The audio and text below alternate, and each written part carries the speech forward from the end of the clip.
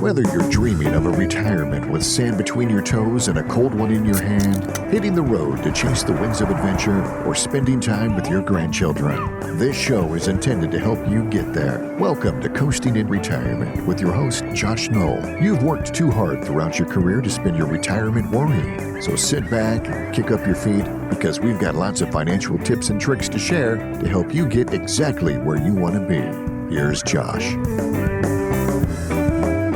Good afternoon, everyone, and welcome to Coasting in Retirement. I'm your host, Josh Knoll, and I'm joined by my co-host, Michelle Lee Melton. Michelle, you look lovely as always. How are you? I'm doing well, thank you. And you? I'm doing great. Now, this show is not going to air until sometime in early November, but we're recording this pre-Halloween, and you're wearing a little Halloween outfit. Are you excited? Yes, it's every day's early Halloween for me. That's right. You've been celebrating all week.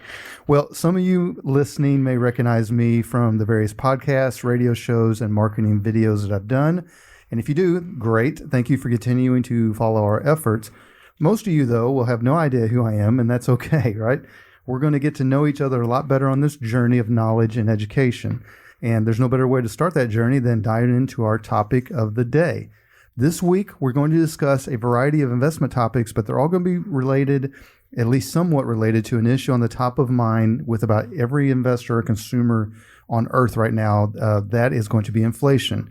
Top of mind, particularly for those folks in or about to enter retirement. So let's get started first by defining inflation. What is inflation? All right, so we're going to use Wikipedia's definition to describe inflation, and I quote, "Inflation is a general increase in the prices of goods and services in an economy. When general price levels rise, each unit of currency buys fewer goods and services. Consequently, inflation corresponds to a reduction in the purchasing power of money." All right, so got it? Okay, so let's do this. Let's focus on the first part of this description, a general increase in the price of goods and services in an economy. Now, most people, particularly producers, understand that a certain amount of inflation is desired. That way, producers are able to receive more compensation for any goods they produce or services they offer. But this often also translates to salaries and incomes as well. For example, those of you listening would not want to be making the same income in 2022 that you're making in 1982 for the same job, or even 1992. A certain amount of inflation can act as a tug on the productivity of an economy, which hopefully allows for steady profit margins as the years go on. So that's the good side of it. Let's focus on the second part of the definition. Inflation results in a reduction in the purchasing power of money. That's not so good. So this is where inflation can, again, be a good thing for producers of goods and services, but it can be a detriment to consumers of said goods and services, particularly those in or near retirement. And remember, we haven't even begun talking about in this segment about our recent sky-high inflation and how that puts added pressure on consumers, particularly those that are in retirement. We don't have time to discuss every single purchasing decision, Michelle, in retirement that's influenced by inflation. So let's limit our discussion to the four things that dominate most retirees' expenses. In no particular order, those are housing, transportation, food, and healthcare. All right. Four big things. These four categories are important to note because these are the specific areas that impact those in what's called the decumulation phase. That's a word I have trouble saying, to be honest with the listeners, versus the accumulation phase, those working versus those retired. So let's dive into each of those four categories and let's see what's happening with each of them. So housing. Until the recent jump in mortgage rates, what we had was a story of rapidly increasing home prices. Many people experienced it. You had wait lists, you had multiple buyers, you had offers over asking, you had all this stuff. We'll touch on this a little bit later in the episode, but for better or worse, those times are gone for now anyway. Transportation, particularly gas prices, it's inflation affecting both the prices of buying the gas for the vehicle, the price of buying the vehicle, and then the price of maintaining it. Just simple repairs have increased. I can tell you, as somebody that owns a handful of cars with some young kids, getting those things repaired has definitely gone up over last year. There's no doubt. And then I think it goes without saying that we've all seen our food and grocery bills increase lately, or at least over the last several months. And you've coupled that with demand outstripping supply in certain areas. And obviously a busted up supply chain, particularly a global supply chain, certainly has not helped this situation. And then lastly, healthcare. which I would argue, from my experience, is right up there with inflation as a major concern for those near in retirement. Many folks worry about how to pay for healthcare, how to pay for an extended healthcare event, how to handle a long-term care event, things related to that, something that goes on for years. So what's the natural result of all of these pressures? There's a company called Qualtrics. They conducted a poll of people who are planning to retire in the next 5 years. That's what we call the retirement red zone. And the result of that poll was they state that inflation is the biggest concern for these pre-retirees. Also, according to the poll, 1/3 of the respondents say that the pandemic convinced them that they will need a larger nest egg for retirement. And a little bit over 1/3 say that the pandemic has lowered their anticipated standard of living. I would hazard a guess that those percentages has maybe even increased as the inflation numbers have not cooled off if they did that poll again. So what does all this mean? There's an online publication called Market Watch, and they state that nobody suffers more from high inflation than retirees, and I agree with them. Back in the 1970s, when I was just a little boy, retirees living on a fixed income were hit the hardest as prices continued to skyrocket. For several years, retirees lost purchasing power, flat out. And right now, inflation is the highest that we've seen since that time period. It's the highest it's been in nearly 40 years. So many retirees and pre-retirees remember what it was like in the late 70s and early 80s, and they don't want to go back there. So, well, maybe they want to go back there and feel physically like they did 40 years ago. I probably do too. But they definitely don't want inflation to radically change the retirement that they've dreamed about. So, folks, the problem is, the reality is inflation never sleeps. It never stops. It might ramp up and it might slow down, but it just never goes away. So if you want to maintain your current standard of living in retirement, you have to understand what rising inflation can do to your retirement and how you can help protect your savings. Fortunately, we can help at Gulf Coast Financial Advisors. One of the services that we offer is called an income analysis. I sometimes refer to it as income solve because I'm a little bit of a math nerd, but we use that income analysis as a key part of our comprehensive financial planning services. And here's how it works. So first, we figure out how much you'll need for the retirement that you've been dreaming about. Again, you'll hear us throughout this episode talk about most people plan on spending less in retirement, and that's an admirable goal.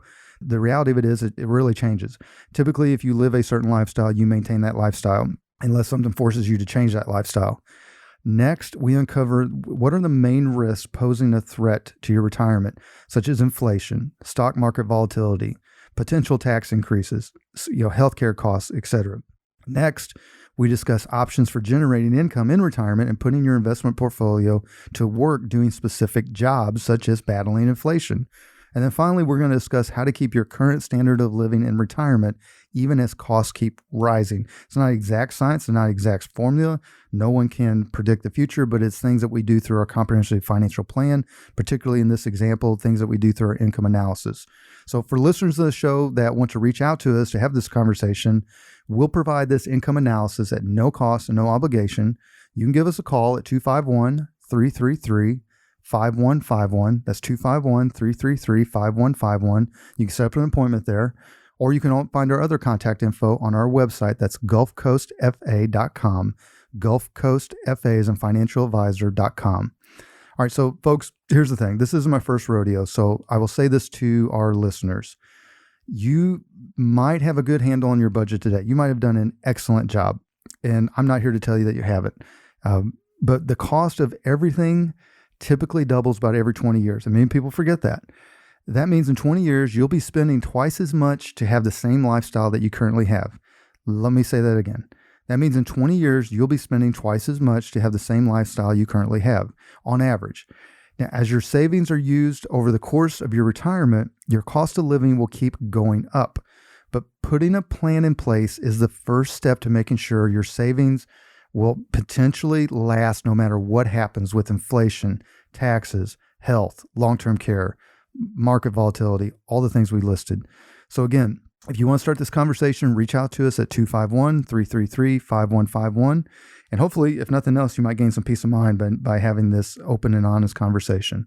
All right, so folks, we've discussed the definition of inflation, the main areas of concern related to inflation for those in or near retirement, and the ways that we can help you address those concerns.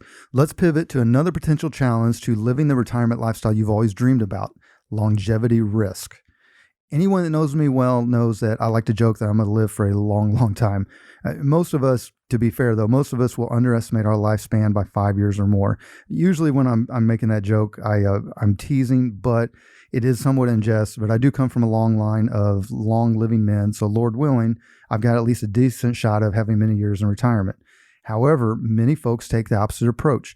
Even though the average lifespan has increased dramatically over the past 100 years, I don't have the numbers in front of me, but I would imagine it's doubled, since the early 1900s.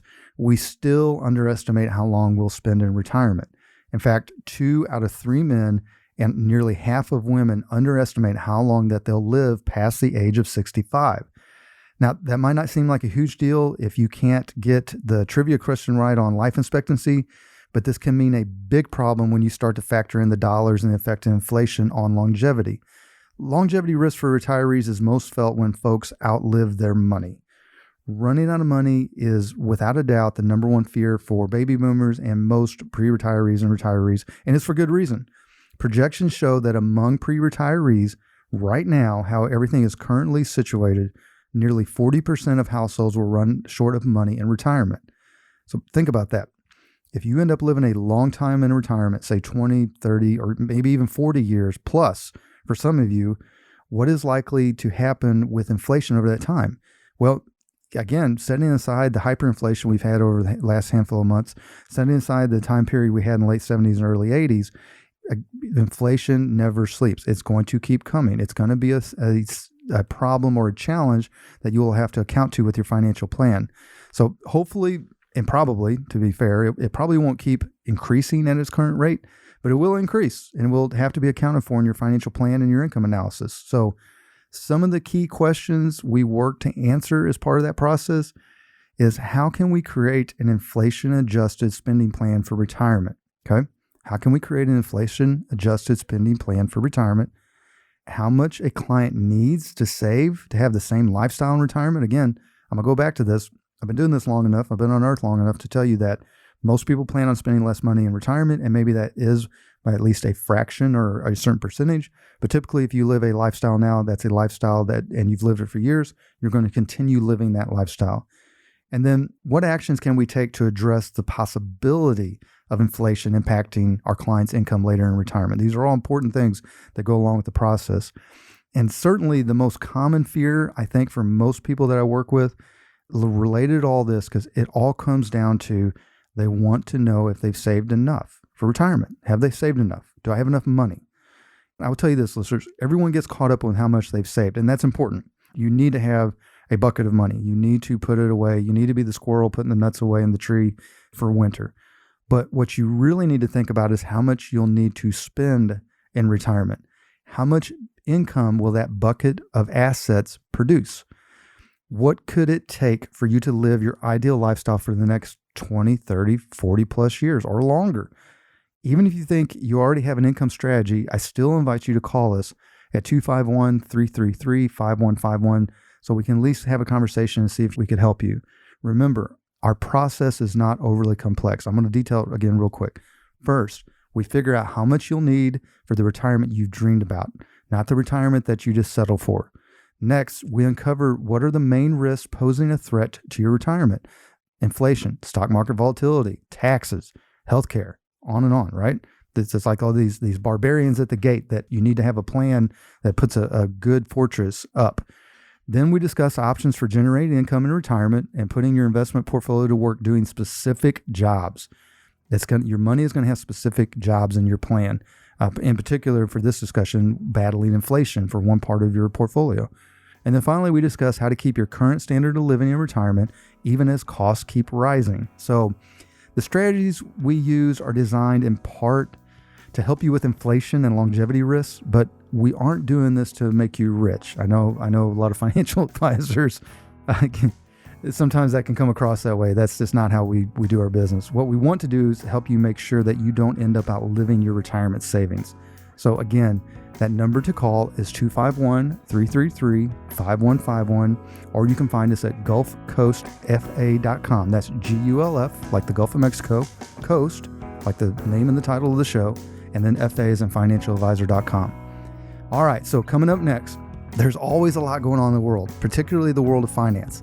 It seems like there are major headlines every week affecting investors, especially those in or near retirement. So I want you all to join us after the break to hear Michelle and I discuss this week's relevant headlines in our Michelle with the News of the Week segment. Stay tuned.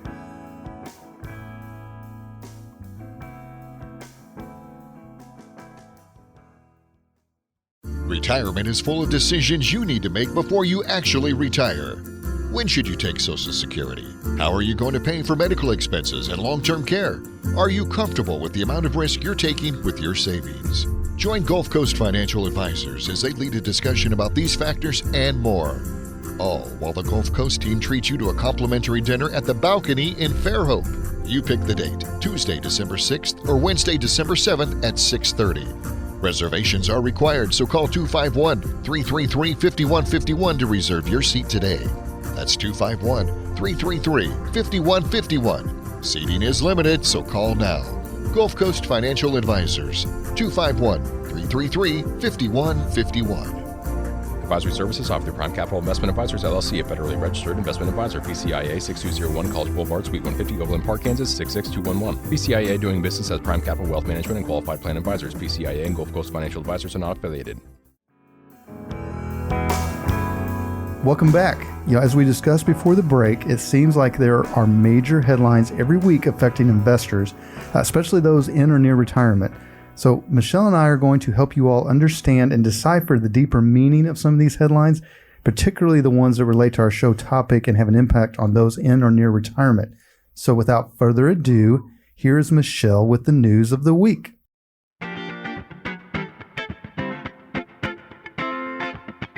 All right, Josh, let's start with Bloomberg News. According to Bloomberg, inflation forces over half of Americans to consider second jobs. The article goes on to state that over half of working Americans have considered holding multiple jobs to pay their living expenses, as inflation remained stubbornly high in September and real wages fell.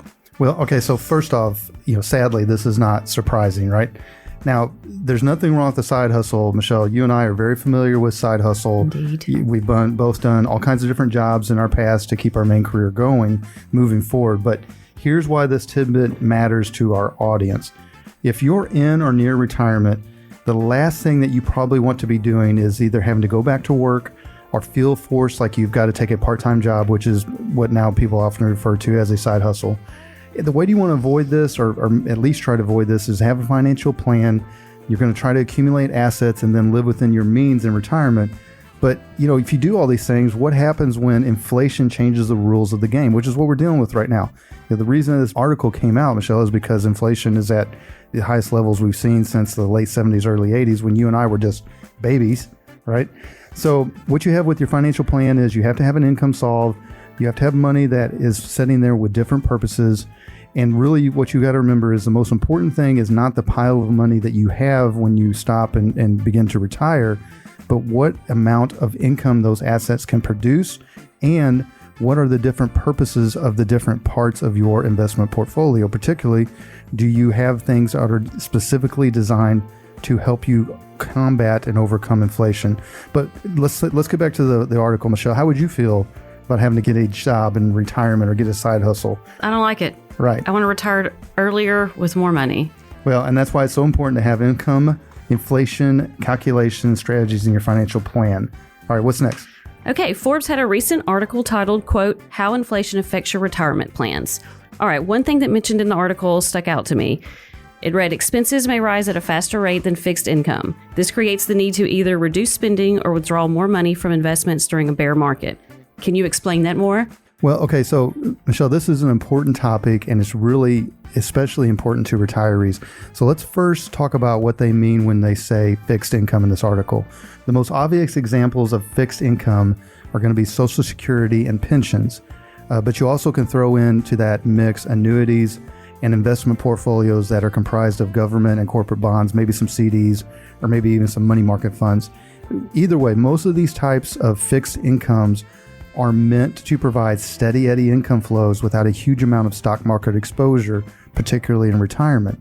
The downside to this mix is typically fixed income does not keep up with high inflation, which means retirees feel pressure to dip into their savings and or investment accounts to maintain their lifestyle. the kind of the downside risk of this, it can result in a phenomenon called drawdown risk. Michelle, we'll talk about that later another time in the show, but one way or the other, inflation is definitely an enemy to fixed income and has to be accounted for as part of a comprehensive financial plan, which fortunately is a service that we offer at Gulf Coast Financial Advisors. So, all right, great article from Forbes. What do we got next? Next up is from CNN Business. Quote, everything is expensive. Seniors cut back on socializing and meals as inflation pinches. I don't like this article. It makes me sad because I don't ever want to cut down on socializing. My aim in retirement is to be a philanthropist, which also requires lots of socializing. Right. And that's the thing. You got more time. You want to do the things that you love, which in your particular case, you like to be out and be social. And Indeed. yet, and then here we are, inflation's cutting into that. So here's the main takeaway from this. Most people plan on spending less in retirement, right? Almost anybody you ever talk to. And while that is generally true, it's also true that people rarely adjust their overall lifestyle just because they retire. They still eat at the same restaurants, they attend the same events, they travel to the same destinations, they buy the same clothes, drive the same cars, etc., etc. And here's the thing, that's okay, because that's what you want. You want to have more time to enjoy the things that make you happy. But when you don't have a financial plan that has specific jobs for your different assets and investments, high inflation can 100% throw a huge monkey wrench into your day-to-day enjoyment, and it causes undue stress, which I guarantee the people that were quoted in the CNN Business article are not very happy about the fact that they are having to cut back on socializing and meals. Right.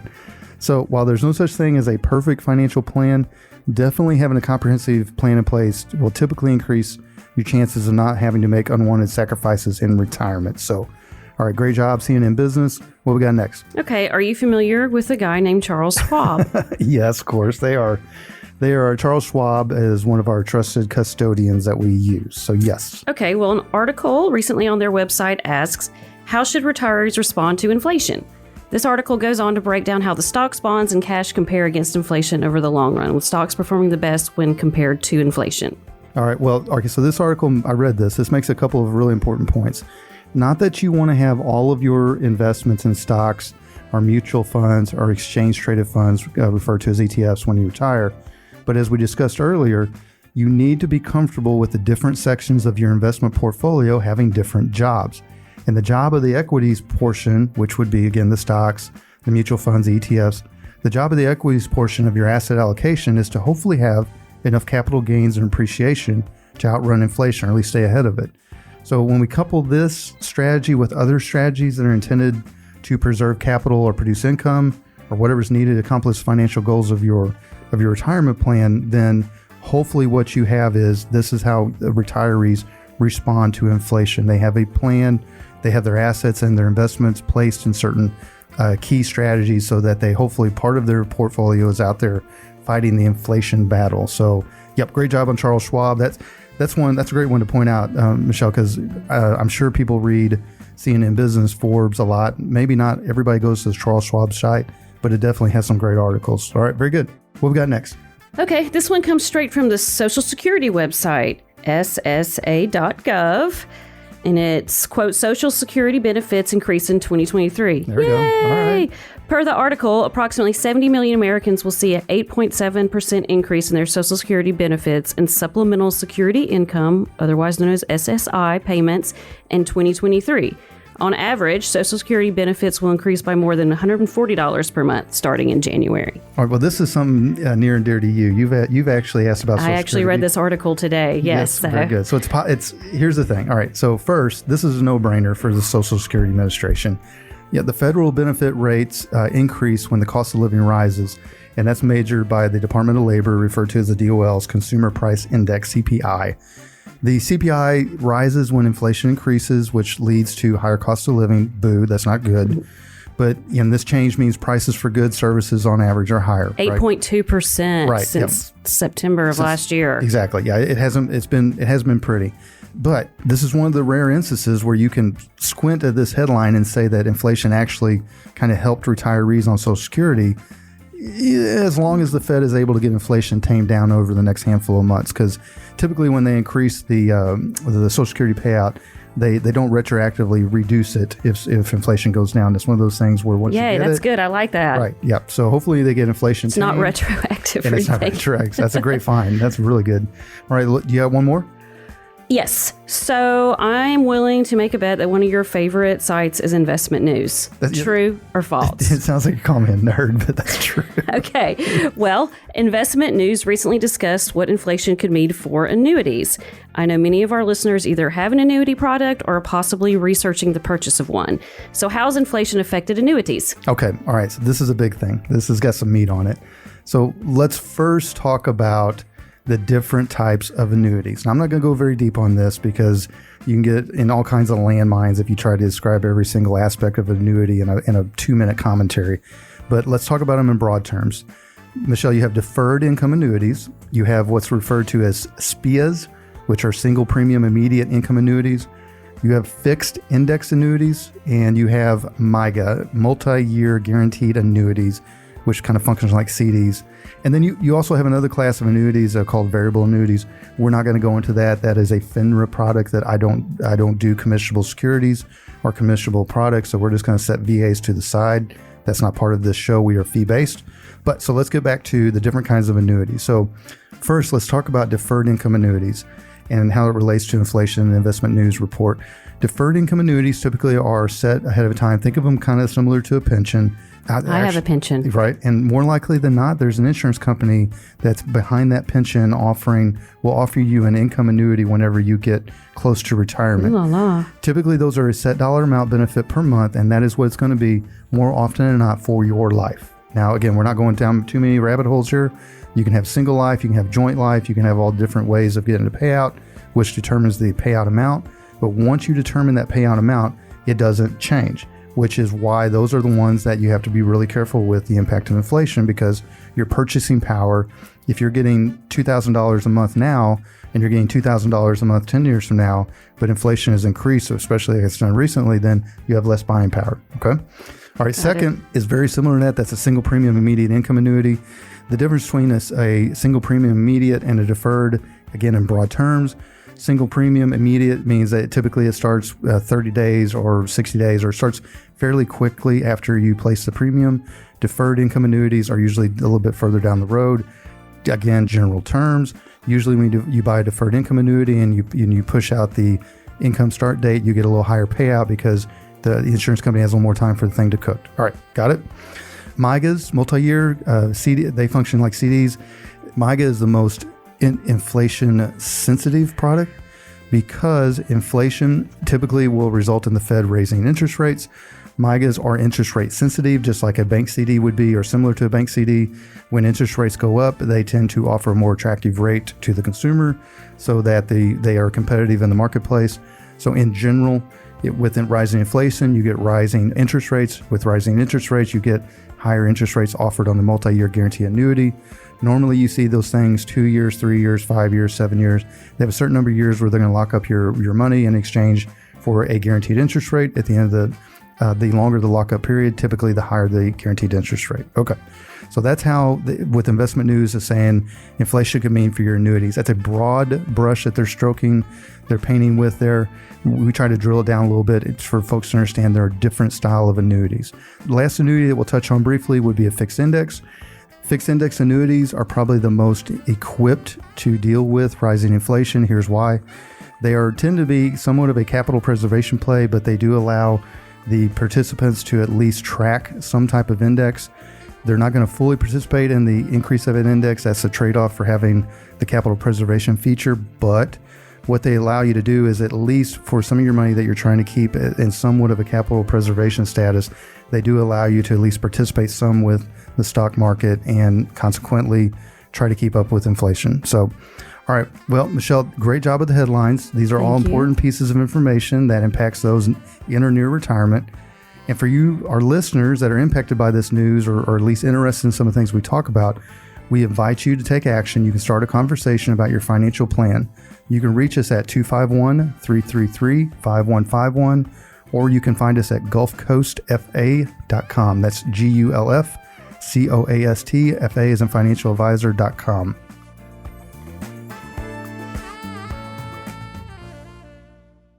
Gulf Coast Financial Advisors has a question for you. Is your retirement inflation proofed? Here's what we mean. In retirement, chances are that you are on a fixed income with variable expenses. So how do you not run out of money when the cost of just about everything continues to go up? You inflation proof it. Josh Knoll and the team at Gulf Coast Financial Advisors can show you strategies to help combat inflation so it doesn't outpace your retirement income. Inflation could take a huge chunk out of your retirement savings, but it doesn't have to. With some simple planning, inflation can go from being a major disruption to a minor annoyance. Call Josh Knoll and the team at Gulf Coast Financial Advisors now to start inflation-proofing your retirement today. 251-333-5151. That's 251-333-5151. Advisory services offered through Prime Capital Investment Advisors, LLC, a federally registered investment advisor. PCIA 6201 College Boulevard, Suite 150, Overland Park, Kansas 66211. PCIA doing business as Prime Capital Wealth Management and Qualified Plan Advisors. PCIA and Gulf Coast Financial Advisors are not affiliated.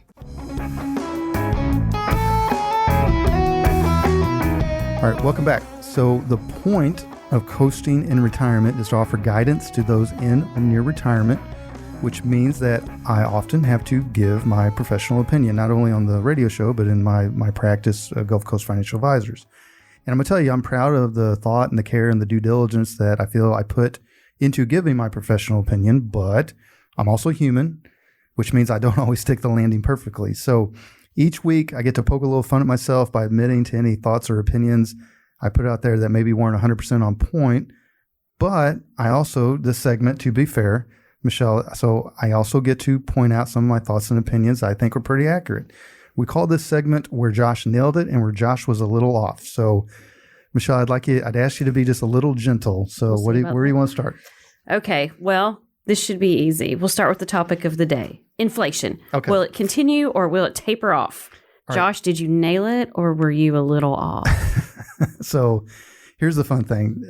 We intentionally put this in because, yeah, you're just coming right at the gate swinging, aren't you? Of course. Of course, right. So my biggest miss from a few months ago was regarding inflation.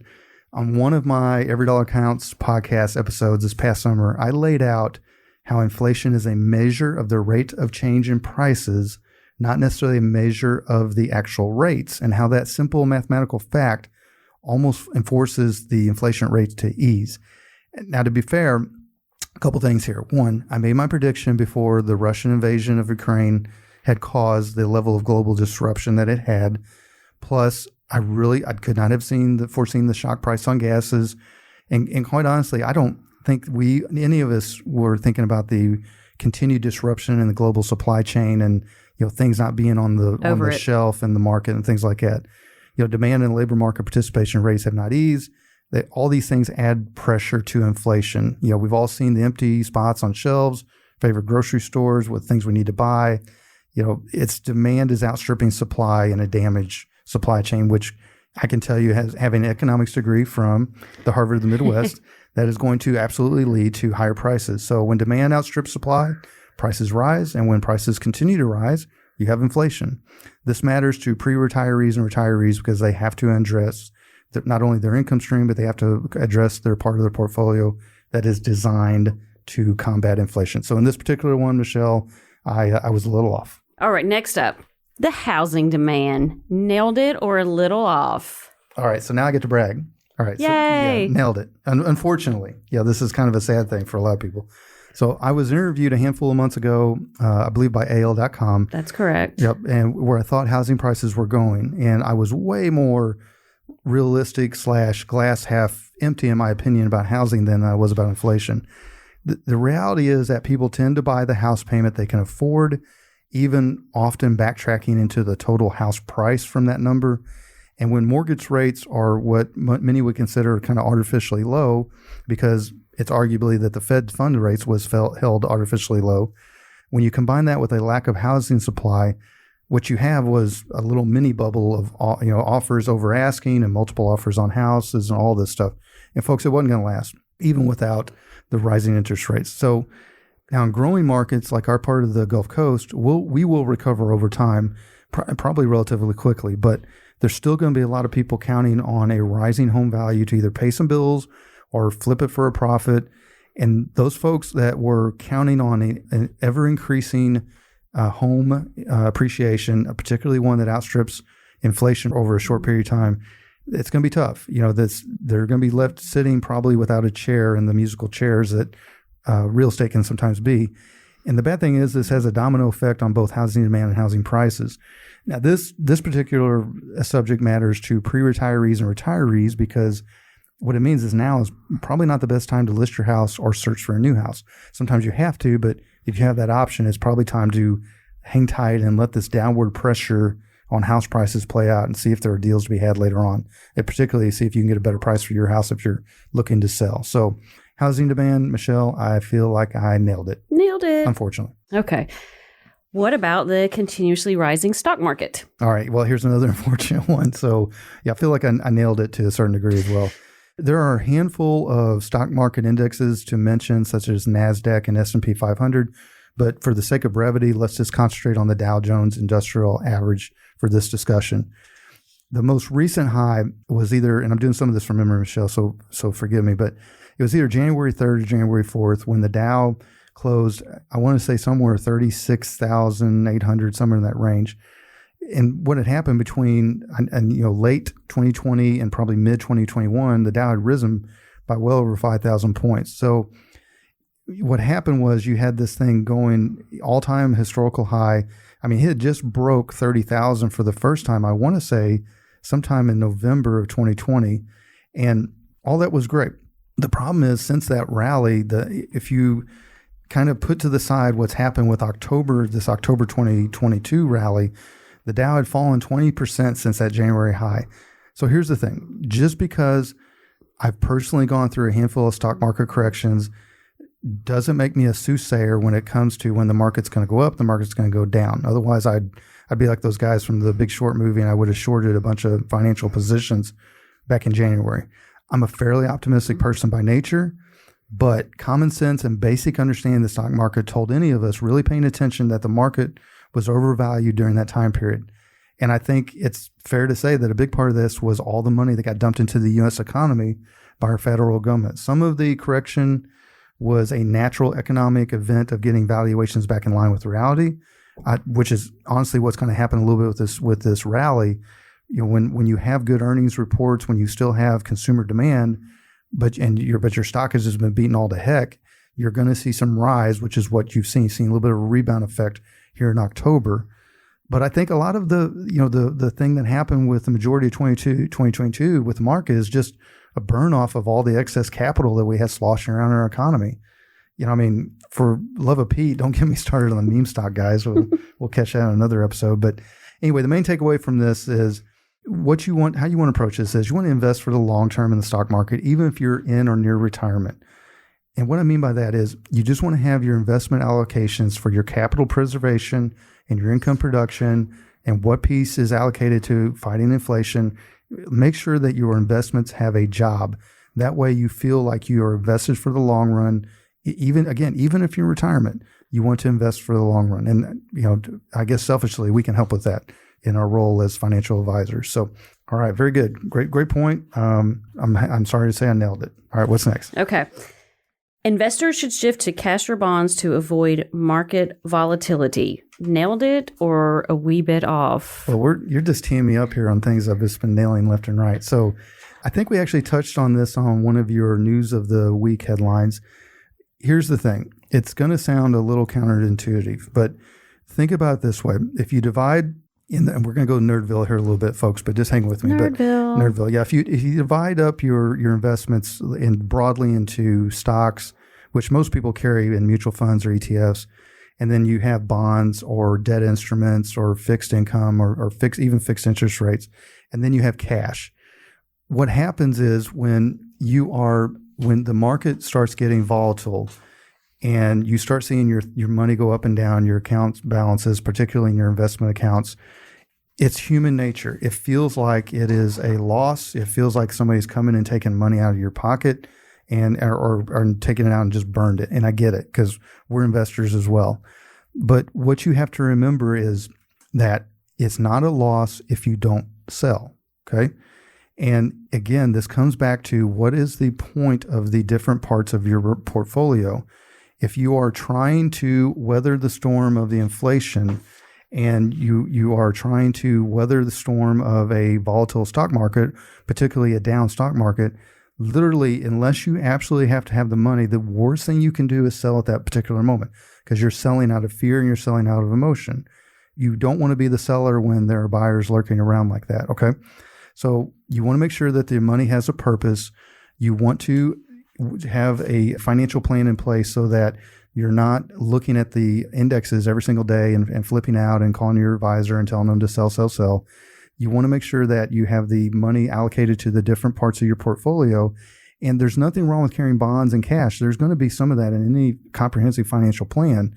The point of this is having a long-term outlook with your stock, with your investment accounts, your stocks, your mutual funds, your ETFs, so that you understand that when the market is getting beaten up, it doesn't necessarily mean that the underlying value of all those things has just gone, evaporated into thin air. It just means that sometimes those things take a while to play out before the market gets back into some type of balance. I've said this many times before. The stock market is well over 100 years old, but it can act like a 13-year-old boy on any given particular day. I say that because I have a 13-year-old boy, and just understand that sometimes you got to let the little temper tantrum kind of ride out and see how these things go. When the market is way down, particularly with your equity positions, the last thing you want to do at that point is sell unless you have to. All right. What's up next, Michelle? Okay. Most investors were prepared for the amount of volatility we've experienced the last couple of years. Nailed it or a little off? Okay, so this ties in it's this kind of a segue from the conversation we just had, because volatility... It's hard to say. It's hard to say. There's a lot of eyes in it. But it also is something that relates to people wanting to sell when they see their investments go down. Again, I'll make sure I'm clear on this. If you need the money, then you need the money. But if it's a part of your plan that is intended to be there and be your capital appreciation and your inflation fighter, then sometimes you got to let it leave it in the oven and let it cook. So let's do this. Let's respond to your statement first, then I'll answer the question. I'll tell you if I nailed it or it's a little off. So the statement is, were most investors prepared for the amount of volatility that they've experienced over the last couple of years? I would say no, actually. Now, of course, that depends on if they were long-term investors, what their risk tolerance was, their time horizon, et cetera, et cetera. But I think for our individual practice, we probably nailed this part of it. We've been the most consistent about having the conversation with clients regarding volatility. There's our word of the day, yes. Right? That said, I think that both our practice and especially the industry at large was not prepared for the historical levels of said volatility that the market has experienced ever since the COVID drop in March of 2020. To be fair, no one was. Yeah, one, we never saw a global pandemic coming, and two, it took a pretty optimistic person to guess that they were going to have a V-shaped recovery when the world was going into lockdown. None of us saw it. Or very few saw it, to be fair. So I believe that if I'm going to be a representative of my industry, I believe that the entire financial service industry was a little off because on what their clients could handle with volatility, because we had been on such a long, smooth uphill climb. Now, one big personal takeaway that I've applied to my personal or professional practice is I've learned and adapted to be a little more consistent about introducing products and services that help level out this volatility, including some insurance products that are designed for capital preservation and things like that. And we've discussed a little bit of that in the past. If you want to learn more about that particular thing, you can reach us at 251-333-5151, or just find us on our website at gulfcoastfa.com. All right. What you got more? I got one more. Yes. Well, maybe two, but here's a good one. So the investor client to advisor relationship has shifted permanently to online relationship. Nailed it or a little off? Okay. So I think I'm 3 for 4 or 4 for 5. I'm nailing it. Yeah, you're on the up and up. Well, now I'm about to strike out three pitches in a row here. So this one hurts a little. Maybe a lot. So full disclosure, I moved down here several years ago and started a financial advisory practice here about 4 years ago, and really didn't have a natural network, didn't have a lot of, had no family down here, things of that nature. So I relied on online presence, social media, my website, Google, all this stuff. I relied on that to kind of get the word out on who I was. And a lot of people, a lot of my clients found me that way. And we actually developed some relationships that one would say was purely digital as far as the means of transmission of information and communication. So when COVID hit and everything went Zoom and everything went virtual and all this, literally in my practice, there wasn't a whole lot that changed on the day to day, right? But here's where I swung and I'm way off. We all, even I underestimated the amount of personal contact and just face to face and being across the table from somebody. The world had enough of it. We'd had enough of Zoom, enough of the tiny boxes, enough of the tiny boxes, enough of the digital. I'd even argue enough of the social media stuff to a certain degree, and everybody wanted to get back, and that's where it's at now. So we have 100% changed. We've admitted the mistake, and we have changed a lot of how we do the personal interaction. We absolutely go out of our way if somebody wants to meet person to person. Not that everybody, there's still a lot of people like to communicate via email. They like to communicate via Zoom. But I can tell you, in my opinion, that the vast majority of people after going through what we went through now want to have that personal touch. And that's really what we focus on at Gulf Coast Financial Advisors. So yeah, I was a little off, but I'm right on now. Yes. Okay. Do we have time for another one? I think we do. Yeah. Okay. I'm scared though. What's this going to be? Okay. This one's kind of a funny, but. Okay. So what about the Auburn College basketball team making it to the Final Four this year? So did I nail it or was I a little off? You were way off. Okay. Well, I get the answer, don't I? Or are you just going to tell me? Well, you were off, but you can explain it. Well, here's the thing. So I stood up and sometime in probably February-ish and said, man, this college team's got 2 legitimate NBA players on it. They've got great supporting roles. There's no reason that they should make the Final Four or win the championship. I mean, it was teed up. And the thing is like I have been a longtime Kansas City Chiefs fan, which means that up until the Mahomes era, it means that there was a lot of suffering, right? So I felt like I was well prepared. A lot of volatility. I felt like I was prepared to be an Auburn fan, and I could bring the good juju of what happened with the Chiefs. But unfortunately, I was burned. So this was probably my biggest swing and miss. I definitely was off. Do you agree? Us. I jinxed you. Yes. You've been warned. Well, now. And listeners are not familiar with Michelle. She was spent most of her childhood in Auburn, Alabama, Opa. And Opelika, Alabama, which means Big Swamp and Creek Indian. That's right. So, so you're die hard. You cut you and you bleed what? Orange and blue. Orange and blue. Very good. Yes, War Eagle. All right. So anyway and always. Well, hey, that was a great segment. That's got to be where Josh nailed it, where Josh was a little off. Appreciate that. Those were good topics. And, for the most part, we're not soothsayers, nor do we claim to be. We don't have a crystal ball, unfortunately. No, it'd be cooler if we did. But we try to be open and honest about the things. I definitely, to kind of recap what we just talked about, I definitely was off on inflation. I was overly optimistic. But I was also probably more realistic and more pragmatic when it came to stock market and some of the things our clients needed. And I think that's why our practice kind of weathered the storm in the manner that it did. So great job, Michelle. Thank you for that segment. So coming up next, our final segment, Michelle and I are going to dip into the mailbag. We're going to see what kind of questions we have from our listeners, and then we're going to take this show home. So stay tuned. After the break, we'll dive into our listener questions.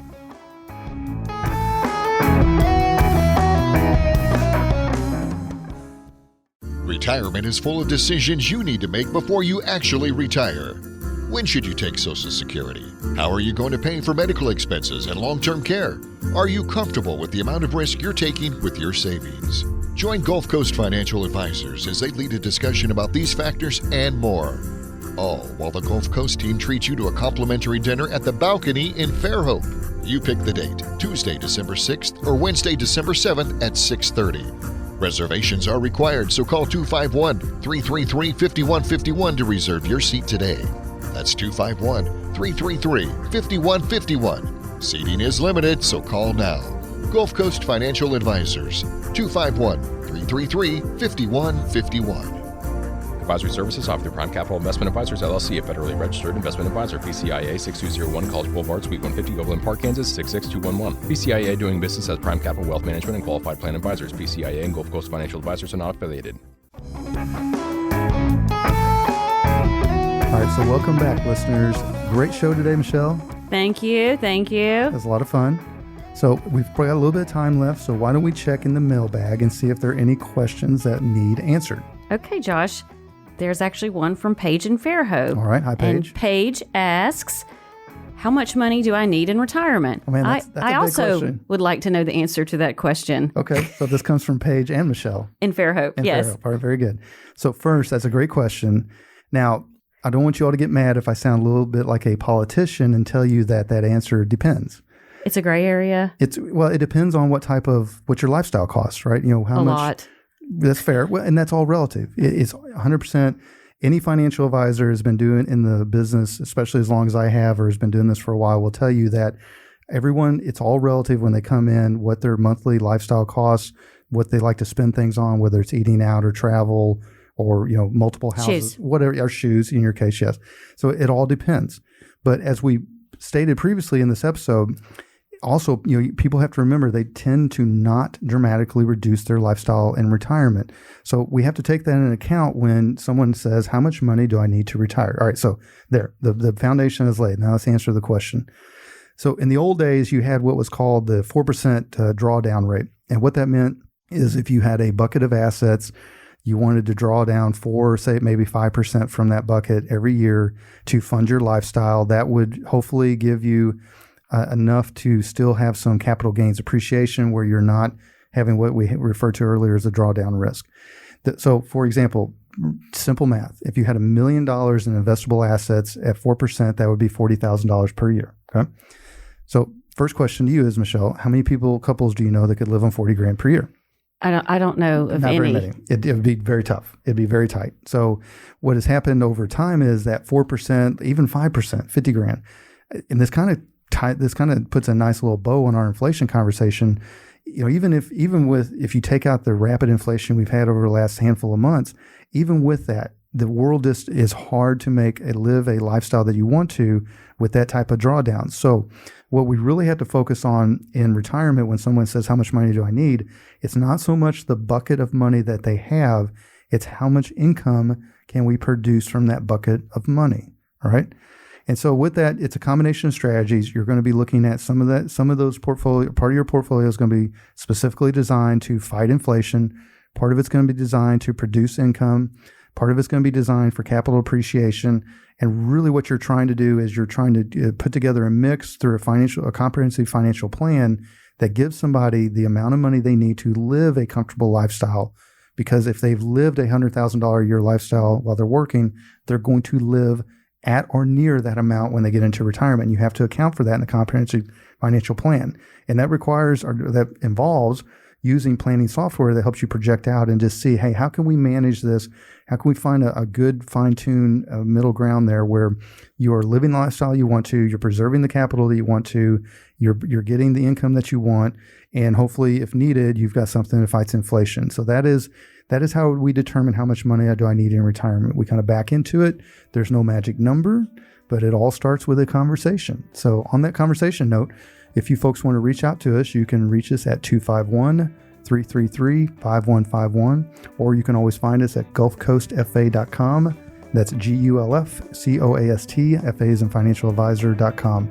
You can reach us through there, set an appointment, or you can always call us at that number. If you don't reach us, leave a voicemail. We will call you right back.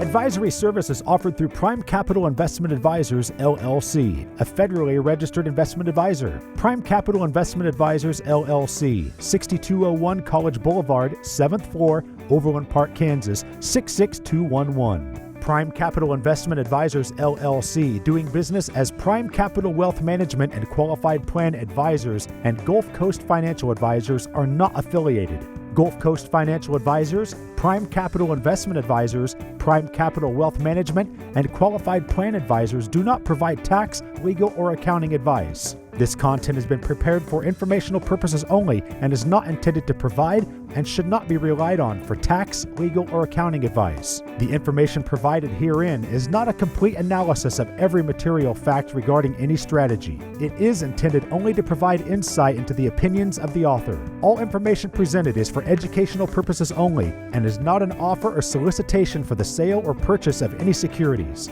Content offers commentary and generalized research, not personalized investment advice, and is for informational purposes only and does not constitute a complete description of our investment services or performance. All investments involve risk and, unless otherwise stated, are not guaranteed. Be sure to first consult with a qualified legal professional and/or tax professional before implementing any strategy discussed here.